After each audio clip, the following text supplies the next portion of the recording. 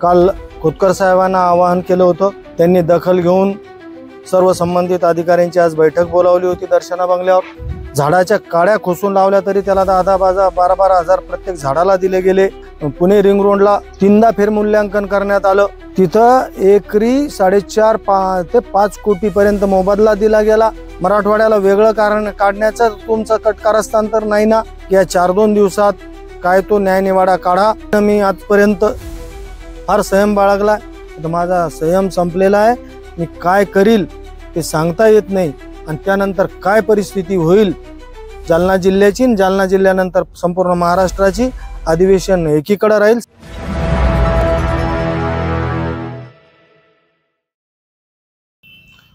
समृद्धीबाधित शेतकऱ्यांच्या आंदोलनाचा आज 57वा दिवस संपलाय।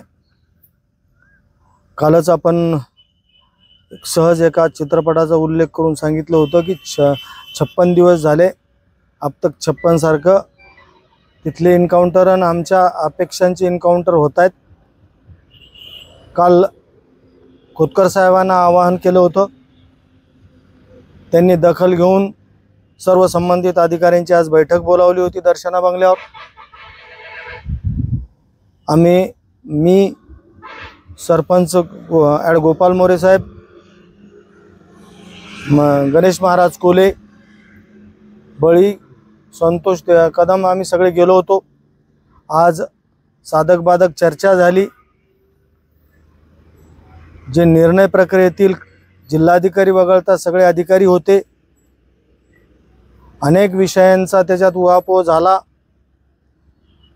महत्त्वाचा मुद्दा आम्ही तिथे असं मांडला की एकीकडे जुन्या समृद्धीला त्या शेतकऱ्यांना ती महामार्ग लवकरात लवकर पूर्ण व्हावा म्हणून मन मानेल तसा मोबदला देण्यात आला। झाडाच्या काड्या खोसून लावल्या तरी त्याला 10,000-12,000 हजार प्रत्येक झाडाला दिले गेले। कारण एवढंच होतं की देवेंद्र फडणवीस साहेबांच्या विदर्भातील नेत्यांना जाण्यासाठी लवकर जलदगती मार्ग व्हावा म्हणून विदर्भाची लक्षात घेऊन विकास लक्षात घेऊन तो मार्ग केला गेला। आत्ताच चर्चेतून आणखी अशी माहिती मिळाली की पुणे रिंग रोडला पिंपरी चिंचवड परिसरात 3दा फेरमूल्यांकन करण्यात आलं। कारण का तर म्हणे अर्थमंत्री अजितदादा तिकडे नेते पश्चिम महाराष्ट्राचे, तिजोरीच्या चाव्याच त्यांच्या हातात आहे। तिथं एकरी 4.5 ते 5 कोटी पर्यंत मोबदला दिला गेला। मला असा प्रश्न विचारायचा आहे ह्या राज्यकर्त्यांना की मग तुम्ही असे वेगवेगळे परिसरातील लोकांना, वेगवेगळ्या विभागातील लोकांना वेगवेगळं का नेमता? मग ह्या निमित्तानं मराठवाड्याला वेगळं कारण काढण्याचं तुमचं कटकारस्थान तर नाही ना? असा प्रश्न या निमित्तानं उपस्थित होतो। अधिवेशन परवापासून लागणार आहे। आजच मी सर्व अधिकाऱ्यांना सांगितलं, खोतकर साहेबांना बी सांगितलं की या 4-2 दिवसात काय तो न्यायनिवाडा काढा, नाहीतर काय होईल आम्ही पडत्या पावसात इथं बसू, वेगळं काहीतरी करू। कारण की माझा स्वतःचा मी नेतृत्व करीत असताना सगळ्यांना सोबत घेऊन चालायचं। आपण काहीतरी अनुचित निर्णय घेतला तर सगळेच नैराश्यात जातील। त्यांचं कसं होईल या दृष्टीनं मी आजपर्यंत फार संयम बाळगला।